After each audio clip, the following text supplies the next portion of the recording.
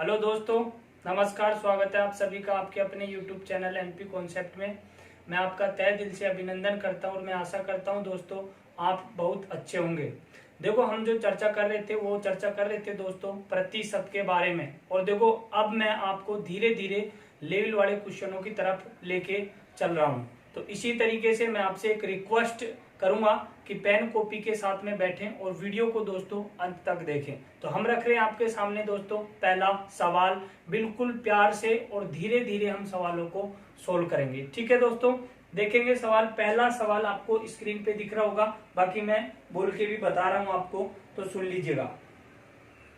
पहले सवाल में दिया है दोस्तों, यदि y का x%, देखो बहुत अच्छा सवाल है। y का x%, y का x% कोमा 100 है। फिर आगे की जो कंडीशन दी है दोस्तों हमारे पास में, वो दी हुई है कि z का y%, आगे दिया हुआ है z का y% कोमा 200 है। कोमा क्या है दोस्तों?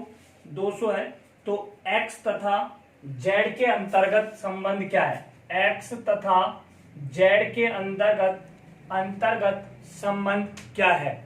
बिल्कुल आसानी से आपको ये बात समझनी है। अब आप यहाँ देखें, सवाल ऐसे सवाल जो होते हैं वो ऑप्शन के ऊपर भी डिसाइड करते हैं कि भाई किस तरीके से वो लिख रखा है। ठीक है दोस्तों, तो अब आप यहाँ देखें एक बार। देखो, हमें जो चाहिए दोस्तों वो चाहिए x और z के बीच संबंध। सवाल बहुत अच्छा है। आप यहाँ देखेंगे कि ये मेरे पास में देखो y का मतलब है गुणा, तो मैं लिख सकता हूं y गुणा x। अब परसेंट है हमारे पास में, परसेंट 100 बराबर में लिख सकता हूं दोस्तों कितना? 100। इसी को इसी तरीके से z गुणा में कितना? y परसेंट बराबर में क्या लिख सकता हूं दोस्तों? 200। आपको ये बात समझ में आई होगी। अब आप यहाँ देखें कि x और z का मान चाहिए हमें, तो मैं यहां से देखो y को गुणा की चीज है तो इधर लेके आ सकता हूं, तो मैं इसको लिख सकता हूं आपके पास में, यहां देखो लिख सकता हूं x। अब परसेंट है, नीचे 100 हो जाएगा तो ऊपर क्या हो जाएगा हमारे पास में? स्क्वायर। तो मैं ये लिख सकता हूं 100 गुणा में कितना हो जाएगा? 100। या फिर आप एक बार और देख लीजिएगा, देखो इसी चीज को यहाँ पे मैं इसको इस तरीके से लिख सकता हूं भैया, यहाँ से x% बराबर में कितना है? 100 बटे में कितना हो जाएगा? y। अब परसेंट का चिन्ह हटेगा, नीचे 100 तो वज्र गुणा होगा तो यहाँ पे 100 लग जाएगा। तो देखो इसी तरीके से x बराबर में यहाँ से 100 गुणा में कितना लिख सकता हूं दोस्तों? 100 बटे में क्या? y। बोलो हाँ या ना। अब आप यहाँ देखेंगे कि यहाँ जो कंडीशन है x तथा z के बारे में संबंध दिया गया है, लेकिन अगर यहाँ पे मेरे पास में x यहाँ है, तो अब आप यहाँ देखो z की जो कंडीशन बनेगी मेरे पास में, वो किस तरीके की कंडीशन बनेगी? देखो, अगर मैं यहाँ पे z बराबर में रखना चाहूं भाई z की इक्वेशन, तो z को इधर रखूंगा तो y% बराबर में लिख सकता हूँ, y बराबर में लिख सकता हूँ 200 गुणा में कितना हो जाएगा दोस्तों? 100। परसेंटेज का हट गया, यहाँ पे कितना हो जाएगा? z। ये बात आपको समझ में आ रही होगी। अब आप यहाँ देखो कि y की जगह हम क्या रख सकते हैं? y बराबर 200 गुणा कितना? 100 बटे में कितना? z। बिल्कुल एक एक चीज क्लियर कर करके बता रहा हूं मैं आपको। तो यहाँ पे लिखेंगे हम x बराबर में कितना हो जाएगा दोस्तों? 100 गुणा में कितना होगा? 100 बटे में y की जगह ये मान लिख सकते हैं, तो ये कितना हो जाएगा? 200 गुणा में कितना? 100 और बटे में दोस्तों क्या हो जाएगा? z। और जो z है वो ऊपर चला जाएगा, तो मैं यहाँ लिख सकता हूँ कितना दोस्तों? z। अब देखो 100 से 100 खत्म हो गया, 2 जीरो से 2 जीरो खत्म हो गया, तो यहाँ से ये यहाँ पे कितना है? 1 हमारे पास में। तो देखो ये कितना है हमारे पास में? x बटे 1 बराबर z बटे कितना? 2। तो मैं लिख सकता हूं दोस्तों आपके सामने 2x बराबर में कितना? z, या फिर मिले आपको z बराबर में 2x। बात सहम है और यही हमारे पास में आंसर होगा। अब आप ऑप्शन देखिएगा कि ऑप्शन कौन सा हमारे पास में करेक्ट बनेगा। तो ऑप्शन बी हमारे पास में करेक्ट बनेगा। लिख रखा है कि z बराबर 2x। तो ये बात आपको समझ में आई होगी दोस्तों। ठीक है, तो इसी तरीके से हम आगे की बात करेंगे और अगला सवाल भी हमारे पास में इसी तरीके से है। तो देखें,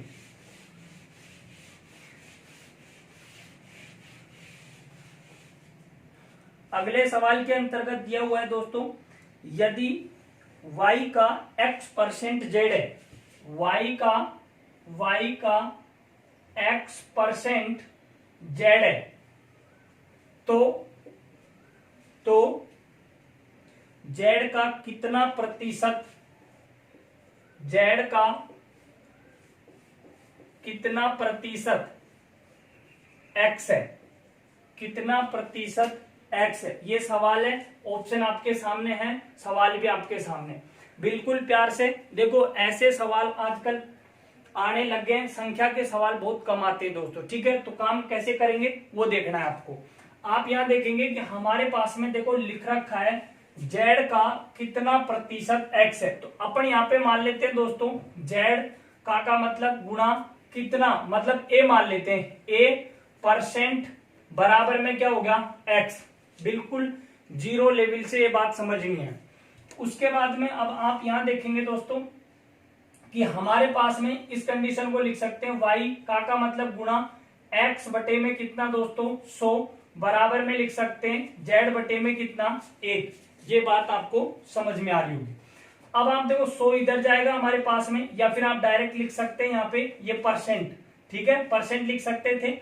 अब आप यहां देखेंगे कि कंडीशन क्या बनी दोस्तों हमारे पास में, x का मान अगर लेंगे अपन यहीं पे ही, तो हमारे पास में हम क्या लिख सकते हैं, देखो z बराबर में हम ये लिख सकते हैं, तो मैं यहाँ पे लिख सकता हूं दोस्तों z की जगह ये मान लिख सकता हूं, ठीक है।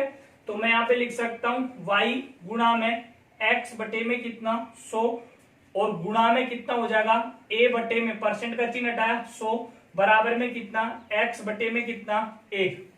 तो देखो x से ये x खत्म, क्लियर। अब आगे की कंडीशन है हमारे पास में, हमें देखो a का मान चाहिए, तो ये जो कंडीशन बनेगी हमारे पास में, ये यहाँ पे वज्र गुणा होगा तो नीचे चला जाएगा, और 100 गुणा 100 तो क्या होगा 10,000।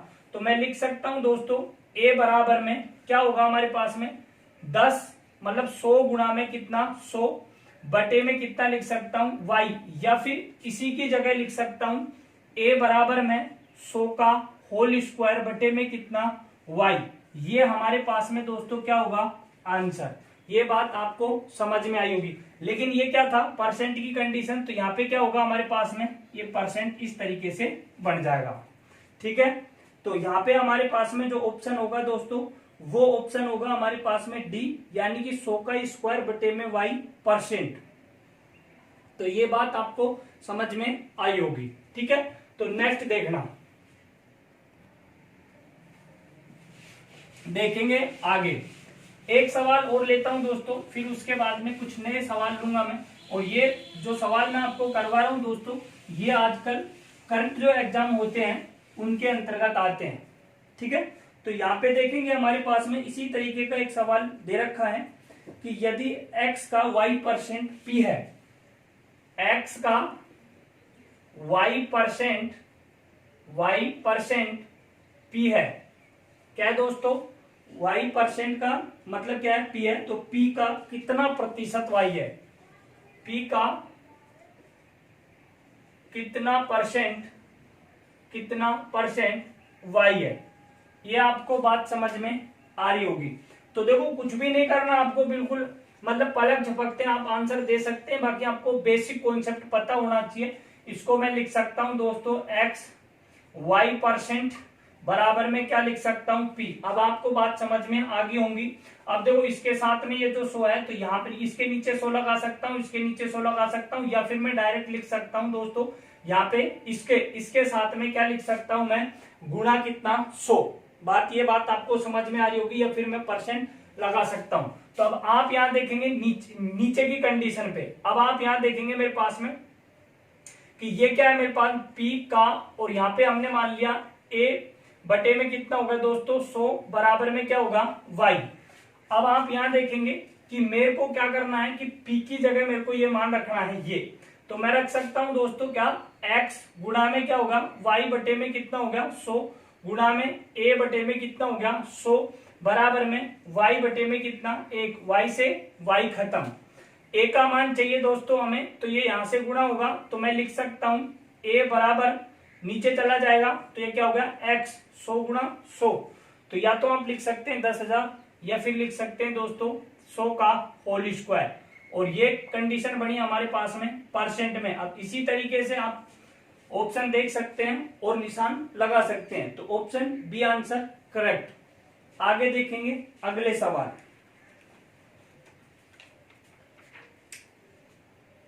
दोस्तों अगले सवाल के अंतर्गत हमारे पास में दे रखा है एक बहुत अच्छा सवाल है, लेकिन है छोटा। एग्जामिनर ने लिखा हुआ है कि एक कनस्तर में 24 लीटर दूध है, बर्तन में रिसाव के कारण 720 मिलीलीटर दूध व्यर्थ हो जाता है, तो कितने प्रतिशत दूध अब भी बर्तन में बाकी है?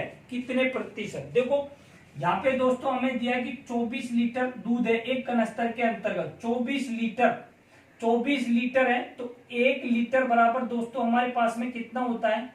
1000 मिलीलीटर। 1000 मिलीलीटर, ml जिसको बोलते हैं। दूसरी कंडीशन पे हमारे पास में दिया होगा कि 720 मिलीलीटर, 720 मिलीलीटर दूध क्या हो गया? रिस गया है। तो अब आप यहाँ देखें कि 24 लीटर को अगर मैं मिलीलीटर में बदलूंगा तो यहाँ पे होगा मेरे पास में 24,000 मिलीलीटर। और 24,000 मिलीलीटर में से अगर मैं 720 अगर घटा दूं तो फिर मेरे पास में कितने बचेंगे? तो यहां से देखेंगे 0 का 0, 8 का 8, 2 का 2, और ये कितना हो गया दोस्तों? 23,280 मिलीलीटर। लेकिन बंदा ये कह रहा है दोस्तों हमारे पास में कि हमारे पास में अब कितने प्रतिशत दूध बचा हुआ है। तो कितना बचा हुआ है हमारे पास में? 23,280 बटे में कितना? 24,000 गुणा में कितना होगा दोस्तों? 100। 2 0 से 2 0, 1 0 से 1 0। ये बात आपको समझ में आ रही होगी। अब देखो 4 से काट लेंगे कितना? 6, 4 पंजो कितना? 20, 4 8 32, 4 से कितना? 2। 6 का भाग देंगे, 6 9 कितना? 54, 6 7 कितना? 42। यानी कि 97% हमारे पास में दूध अभी उस कनस्तर के अंतर्गत शेष है। तो इसी तरीके से हम अगला सवाल की तरफ बढ़ेंगे, नेक्स्ट सवाल लेंगे। मैं आशा करता हूं कि आपको ये सवाल समझ में आ रहे होंगे दोस्तों। तो देखेंगे नेक्स्ट सवाल। नेक्स्ट सवाल के अंतर्गत लिखा हुआ है दोस्तों हमारे पास में, यदि एक पेंसिल की कीमत 20% से बढ़ जाती है तो उसकी कीमत 2 रुपया बढ़ती है, तो पेंसिल की कीमत क्या होगी? इजी है। देखो अगर हमें हमारे पास में 20% बढ़ाया जाए तो रुपए पेंसिल के कितने बढ़ते हैं दोस्तों? 2 रुपया बढ़ते हैं। कितने बढ़ते हैं? 2 रुपया। तो हम डायरेक्ट लिख सकते हैं, क्या लिख सकते हैं कि 20% जब बढ़ेगा तो रुपया कितना बढ़ेगा? 2 रुपया। तो 20% बराबर 2 रुपया। तो हमारे पास में 10% बराबर में कितना होगा दोस्तों? 1 रुपया। लेकिन हमें जो वस्तु का जो मूल्य निर्धारित होता है वो कितने पे होता है? 100% पे। तो 100% करने के लिए मैं दोनों ओर 10 से गुणा करूंगा, तो ये क्या होगा दोस्तों? 100% बराबर में कितना होगा हमारे पास में? 10 रुपया। और यही हमारे पास में क्या होगा? हमारा आंसर होगा। तो आपको ये बात दोस्तों समझ में आई होगी। अगले सवाल के अंतर्गत लिखा हुआ है कि एक संख्या को 22.5% बढ़ाया जाता है तो वह संख्या 98 हो जाती है, तो वो संख्या ज्ञात करें। देखो एक संख्या हमारे पास में, छोटा सवाल है, जिसको हम 22.5% बढ़ाएंगे तो वो संख्या हमारे पास में 98 हो जाएगी। तो ज्ञात करें संख्या क्या होगी। तो देखो यहाँ से 22.5% को क्या लिख सकते हैं हम? 22 दूनी कितना हो गया? 44, 1 45, यानी कि 45 बटे में कितना? 2%। और मैंने आपको इनकी फ्रैक्शन वैल्यू भी बताई थी दोस्तों। तो इसको अगर फ्रैक्शन वैल्यू आपको याद नहीं है तो आप बढ़ा भी सकते हो। 45 बटे में कितना? 2 गुणा में कितना होगा? 100। तो यहां से देखो 5 से काटा 9, 5 से काटे कितना? 20, 20 दूनी कितने होंगे? 40। तो हम यहाँ पे लिख सकते हैं कि 9 बटे में कितना? 40। पहली जो संख्या थी वृद्धि से पहले वो कितनी थी? 40। लेकिन अगर 9 बढ़ाएंगे तो हमारे पास में वो संख्या कितनी बढ़ेगी? 98। तो दोस्तों मैं लिख सकता हूं आपके पास में कि अगर मैं 49 संख्या, अगर 49 वो संख्या होगी मेरे पास में, 49% संख्या अगर मेरे पास में बढ़ेगी तो वो संख्या कितनी बनेगी? 98। या फिर आप लिख सकते हैं दोस्तों कि 49 की जो यूनिट है, 49 यूनिट बराबर में कितना है हमारे पास में, वो है 98। तो एक यूनिट का मान कितना होगा दोस्तों, 2। तो एक यूनिट का मान 2 है, तो हमें कितने यूनिट का मान ज्ञात करना है, मूल संख्या ज्ञात करें। तो मूल संख्या कितनी है हमारे पास में, 40। तो 2 गुना कितना होगा दोस्तों, 40। तो आंसर आएंगे दोस्तों हमारे पास में 80। ये बात आपको समझ में आई होगी। और यहाँ पे जो आंसर होगा हमारे पास में, वो ऑप्शन कितना बनेगा, सी।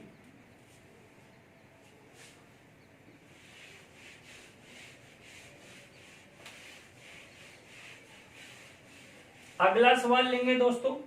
अगले सवाल के अंतर्गत लिखा हुआ है, एक टंकी में 1020 लीटर तेल भरने के बावजूद टंकी का 15% भाग खाली है। टंकी में पूर्णतः रूप से तेल भरने के लिए इसमें और कितने लीटर तेल भरना होगा। यानी कि 1020 लीटर टंकी में तेल है, फिर भी वो टंकी हमारे पास में 15% खाली है। क्या है, 15% खाली है। तो यानी कि हमारे पास में कोई भी चीज होती है, कोई ड्रम होता है, कोई पात्र होता है, या फिर NXYZ कोई टंकी होता है, वो कितने के बराबर होता है, 100% के बराबर होता है। तो 100% उस कनस्तर या उस टंकी के अंतर्गत तेल होना चाहिए, लेकिन 120 लीटर भरने के बावजूद 15% खाली होती है। तो जाहिर सी बात है, आप यहां देखेंगे कि टंकी के अंतर्गत 85% बराबर में कितना होगा, 1020 लीटर। तो मैं लिख सकता हूं दोस्तों 85% या 85 यूनिट, 85% बराबर में क्या होगा, 1020 लीटर। तो अब देखो 17 से कितना, 5, और 17 से कितनी बार कटेगा दोस्तों, 60 बार। 17 6 की 102, 5 से काटेंगे यहां से, तो 1% बराबर निकलेगा हमारे पास में 12। 1% बराबर कितना निकलेगा, 12। बंदे ये कह रहा है कि और कितने लीटर टंकी में तेल भरा जा सकता है, तो 15 यूनिट का मान निकालना है। तो हम ये कहेंगे भरने वाला तेल, और तेल कितना होगा, 1 यूनिट का मान 12, तो 15 यूनिट का मान चाहिए। तो यहां से कितना होगा, 180 लीटर। तो ये बात आपको समझ में आई होगी। अगली कंडीशन का सवाल दे रखा है दोस्तों हमारे पास में,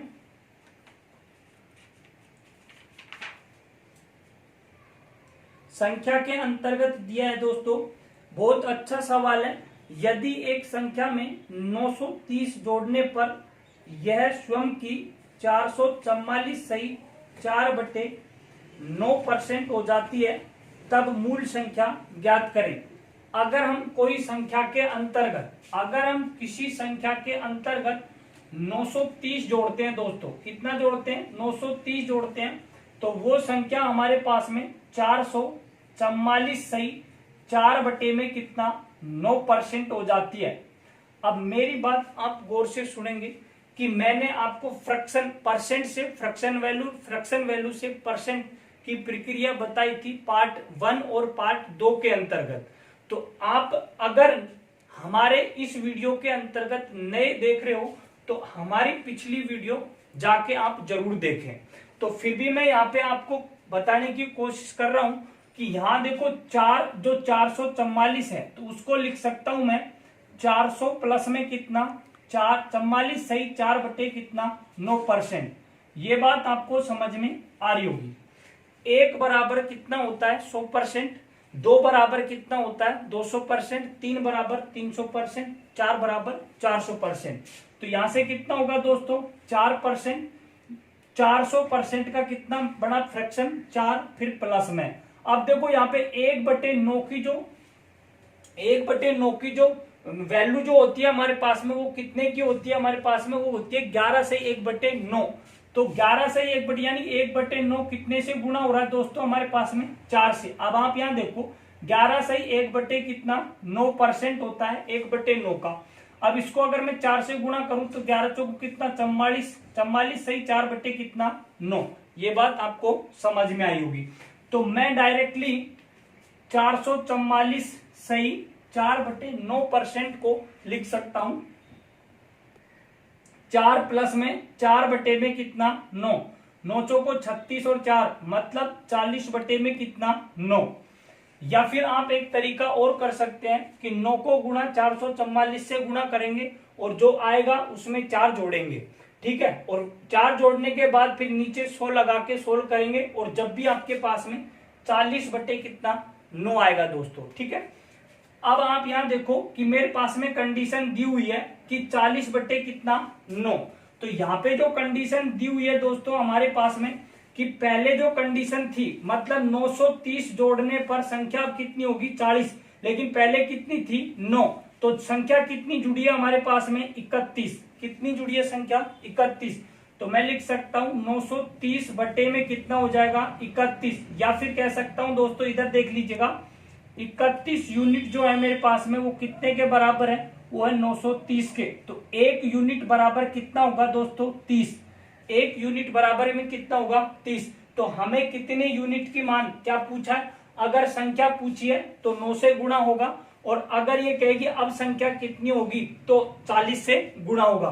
तो मैं यहाँ पे देखो 1 यूनिट का मान कितना होगा हमारे पास में 30। तो मैं अगर ज्ञात करूं कि संख्या कितनी थी तो संख्या बराबर में कितना है दोस्तों 9 गुणा में कितना 30, तो संख्या होगी हमारे पास में 270। तो ये बात आपको समझ में आई होगी, ठीक है दोस्तों। तो इसी तरीके से एक नेक्स्ट सवाल लेते हैं, देखेंगे। तो देखें दोस्तों आपको ये बात समझ में आई होगी, आप वीडियो को लास्ट तक देखें, आपको हर तरीके का सवाल का सॉल्यूशन इन वीडियो के अंतर्गत मिलेगा, लेकिन आपको थोड़ा सब्र रखना पड़ेगा शांति के साथ में, ठीक है। तो देखेंगे लगभग मैं कोशिश ये करूंगा कि हर तरीके का सवाल आपको अपने वीडियो के अंतर्गत मिले, वीडियो से कोई भी सवाल बाहर नहीं जाएगा, ये मैं आपसे गारंटी के साथ में बोलता हूं, ठीक है। तो देखेंगे एक नेक्स्ट सवाल, देखो यहाँ पे लिखा हुआ है कि ए की आय बी की आय से 25% अधिक है। ए की आय बी की आय से 25% क्या है दोस्तों अधिक है। फिर आगे कहा है तो बी की आय ए की आय से कितना प्रतिशत कम है। तो बी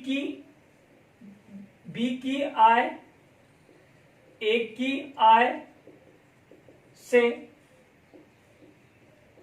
कितना प्रतिशत कम है, ये बात आपको समझ में आई होगी। तो ये था दोस्तों सवाल, ठीक है। अब आप यहां देखोगे मैंने यहां पे लिखा ए अनुपात बी, क्या लिखा हुआ है पढ़ने का तरीका देखें। ए की आय से मतलब बी की आय से 25% अधिक कौन है, ए है। तो बी कितना है 100, तो ए कितना होगा 125। काट भी सकते हैं और नहीं भी काट सकते। 25 से काटे कितना 5 और 25 से काटे दोस्तों 4, ठीक है। आंसर सेम आएंगे, कोई फर्क नहीं पड़ेगा, काटने से संख्या छोटी होती है दोस्तों, ठीक है। ये बात आपको समझ में आ रही होगी, ठीक है। अब आप यहां देखो कि हमारे पास में लिखा है कि बी की आय ए की आय से कितना प्रतिशत कम है। तो कितना कम है दोस्तों, 1 कम है।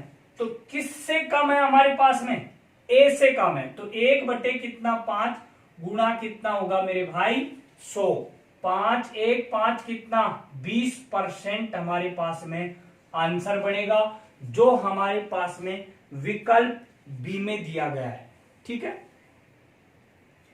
अगली जो कंडीशन पे सवाल है वो बहुत अच्छा और बेहतरीन सवाल है, देखिएगा। लिखा हुआ है कि एक भिन्न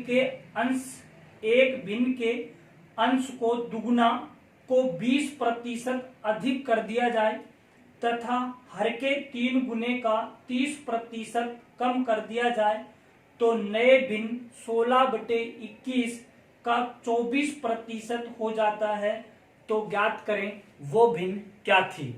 तो देखेंगे दोस्तों एक बार, हमें यहाँ पे दिया हुआ है कि अंश जो है हमारे पास में, अंश को कितना कर दें दोस्तों, अंश को करें दुगना और दुगने में हमें जोड़ना है 20% अधिक। क्या जोड़ना है दोस्तों, 20% अधिक जोड़ना है। हर के साथ में हमें क्या करना है, 3 गुना करना है और 3 गुना करने के बाद कंडीशन दिए 30% हमें क्या करना है दोस्तों, कमी करनी है। तो ऐसा करने से हमारे पास में जो भिन्न बनती है वो 16/21 का 24% होता है। तो संख्या ज्ञात करें या फिर लिखा हुआ है भिन्न ज्ञात करें दोस्तों। तो ये बात आपको समझ में आई होगी। अब आप यहां देखें, हमारे पास में कुछ भी नहीं है, तो हमने देखा कि अंश हमारे पास में कितना है, मूल अंश कितना था 100। तो 100 को हमने 2 से गुणा किया तो कितना हो गया 200, और 200 का हम निकालेंगे 20% अधिक, तो यानी कि 120। तो यहां पे देखेंगे 200 का 120 अगर निकालें तो हमारे पास में दोस्तों निकलेगा 240। ये बात आपको समझ में आ रही होगी, ठीक है। तो अब यहां पे लिखेंगे हम, देखो x अंश का, अंश क्या है x का कितना 240, ये हो गया हमारे पास में परसेंट, बटे में हर में क्या हो गया, हर का मतलब y मान लिया, b मान लो a मान लो, उससे कोई फर्क नहीं पड़ता। ये क्या हो गया हमारे पास में y का मतलब हो गया गुणा, 100 को 3 से गुणा किया 300। अब 300 का हमें क्या करना है दोस्तों, 30% कम, तो यानी कि इधर देख लो 300 का क्या निकालेंगे 70 बटे में कितना 100, 2 जीरो से 2 जीरो खत्म, तो कितना होगा दोस्तों 210%। तो ये कितना होगा 210%। बराबर में क्या दिया है कि ऐसा करने से हमारे पास में जो संख्या बढ़ती है वो 16 बटे में कितना 24 का मतलब गुणा 24 बटे में कितना हो जाएगा 100। ये परसेंट का चिन्ह हटा दिया। अब आप देखो कटरिए जो संख्या काट लीजिएगा, बाकी छोड़ दे आराम से। तो ये यहाँ पे 24 की जगह 21 था, देखो यहां से। अब आप यहां देखो कि 24 1 24 कितना हुआ दोस्तों 10, फिर यहां से 21 1 21 कितना हुआ दोस्तों 10। ये बात आपको समझ में आ रही होगी। 10 से ये 10 कटा, परसेंट से परसेंट कट गया, तो x बटे में y बराबर में 16 बटे में कितना होगा 100। 4 से काटा 4 से काटा कितना 25। तो यही हमारा क्या होगा दोस्तों आंसर। और जो विकल्प में दिया गया है वो विकल्प है हमारे पास में डी। तो 4/25 आंसर क्या होगा दोस्तों करेक्ट। तो देखेंगे दोस्तों एक नेक्स्ट जो सवाल है हमारे पास में, हर तरीका, हर लेवल, हर लॉजिक के साथ में मैं सवाल बता रहा हूं आपको। तो देखेंगे एक नेक्स्ट सवाल फिर से देखिएगा। देखो सवाल के अंतर्गत लिखा हुआ है दोस्तों, सवाल में लिखा हुआ है हमारे पास में कि P Q से 20% अधिक है। P जो है P Q से 20% दोस्तों अधिक है। फिर लिखा हुआ है तथा R से 40% कम है। 40% क्या है दोस्तों कम है। अगली कंडीशन पे लिखा हुआ है कि Q का मान 150 हो तो R का मान ज्ञात करें। Q बराबर में 150 है तो R बराबर फाइंड आउट क्या होगा दोस्तों। ये बात आपको समझ में आई होगी। अभी मैंने कुछ भी नहीं लिखा है, ये सवाल के क्या है दोस्तों आंकड़े हैं, ठीक है। अब आप देखेंगे हमारे पास में लिखा हुआ है कि Q से 20% अधिक P है, तो मैं लिख सकता हूं P अनुपात Q, और यहां से 120 अनुपात कितना हो जाएगा 100। 20 से यहां से काटेंगे 6 अनुपात कितना 5। अब आप यहां देखें ये जो तथा की कंडीशन है ये प्रथम यानी कि P से तुलना करवा रहा है। तो यहाँ पे देखो P और Q यानी कि P अनुपात क्या हो जाएगा R। तो R से 40% कम है तो ये क्या होगा 60, और ये कितना होगा दोस्तों 100।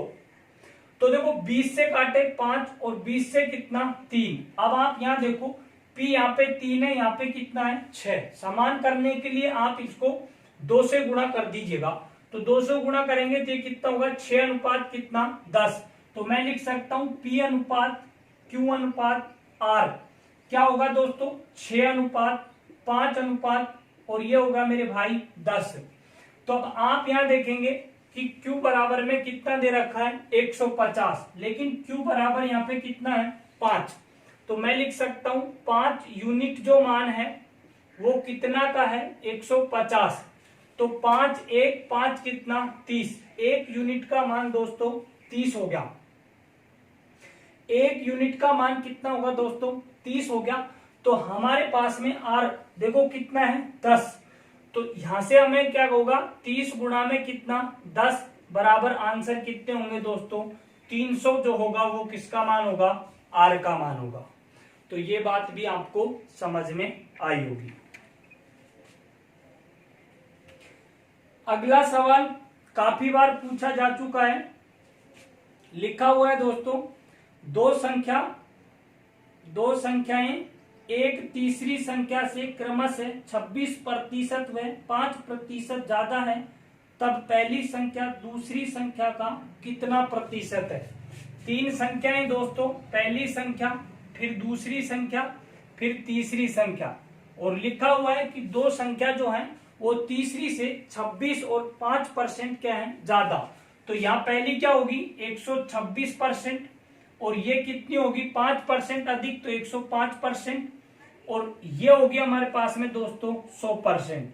तो देखो तीसरी से ये दोनों संख्याएं 26% और 5% क्या है अधिक है। तो बंदा ये कह रहा है हमारे पास में कि पहली जो संख्या है वो दूसरी संख्या का कितना प्रतिशत है। तो पहली संख्या जो है हमारे पास में वो कितनी है 126, दूसरी संख्या कितनी है 105 का कितना प्रतिशत है। तो ये कितना हो गया 100। 21 कितना 5, 21 से कितना 6, 5 का भाग देंगे कितना होगा 20, और 20 गुणा 6 करेंगे तो ये आंसर कितने बढ़ेंगे हमारे पास में 120% है। क्या होगा दोस्तों 120%। तो ये बात भी आपको समझ में आई होगी। तो देखेंगे दोस्तों एक सवाल है, सवाल के अंतर्गत लिखा हुआ है कि एक आदमी ने एक संख्या को 5/3 के स्थान पर 3/5 से गुणा कर दिया, तब गणना में प्रतिशत त्रुटि ज्ञात करें। देखो यहाँ पे लिखा हुआ है कि एक व्यक्ति है और एक व्यक्ति को 5/3 से गुणा करने को लिए कहा है, और उस बंदे ने 5/3 की बजाय संख्या को कितने से मल्टीप्लाई किया दोस्तों 5/3 के स्थान पर उसने कर दिया 3/5 से। ऐसे जब भी सवाल हो तो आप x से भी कर सकते हैं दोस्तों, लेकिन इस तरीके के सवालों को अगर आप संख्या मान के करते हैं तो ज्यादा बेटर रहता है। कैसे कि यहाँ पे हर में देखिएगा 5 है और यहाँ पे कितना है 3, ऐसी संख्या ले लीजिएगा जो हर से वो संख्या कट जाए, कोई भी हो x y z। तो मैं लिख सकता हूं माना वो संख्या कितनी थी हमारे पास में 15। तो 5/3, 15 का 5/3 निकालूंगा तो कितना निकलेगा हमारे पास में 25। 3/5 15 का निकलेगा हमारे पास में, तो ये कितना निकलेगा दोस्तों 9। अब आप बताओ कि अगर किसी संख्या को 5/3 से करता गुणा तो 25 होता, और अगर उसने बंदे ने 3/5 से की तो कितना होता 9। अब करना कितने मतलब सही कितना है हमारे पास में 5/3 से करना था, लेकिन गलती से कितना कर दिया उसने 3/5 से। तो अब आप यहां देखें कि कितनी गलती की है उस बंदे ने 16 गलती की है। कितनी गलती की है 16 गलती की है, मतलब 16 की कमी की है। तो बटे में क्या होगा दोस्तों हमारे पास में 25 पर की है, 25 गुणा में कितना होगा 100। 25 1 25 कितना 4, 4 गुणा 16 करेंगे तो कितना होगा 64% की क्या हुई है दोस्तों त्रुटि हुई है। तो इसी तरीके से दोस्तों हम ब्रेक लेते हैं और फिर मिलेंगे आपको नेक्स्ट वीडियो के अंतर्गत। अगर आप हमारे चैनल पर नए हैं दोस्तों तो चैनल को सब्सक्राइब करें, शेयर करें, लाइक करें और ज्यादा से ज्यादा अपने दोस्तों को जोड़ने की कोशिश करें दोस्तों। धन्यवाद।